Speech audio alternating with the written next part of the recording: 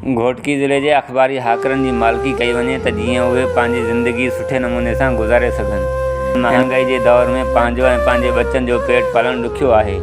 पोइ बि हिन ॾुखे वक़्त में हाकर घाटा जुरे ते वॾी ज़िम्मेवारी निभाईंदा रहंदा आहिनि।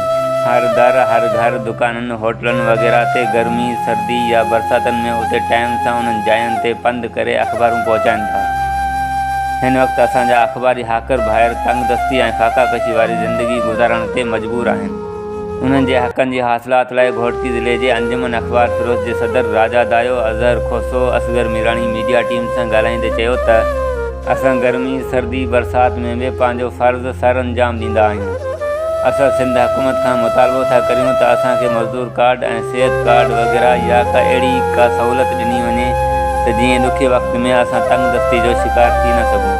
सहाफ़ी ऐं इदारनि वारा बि असांजे हक़नि लाइ आवाज़ उथारण में असांजी मदद कनि त जीअं असां पंहिंजे ऐं पंहिंजी औलाद जी ज़िंदगी सुठे नमूने सां गुज़ारे सघूं। उमर कोराई, मीरपुर माथिलो।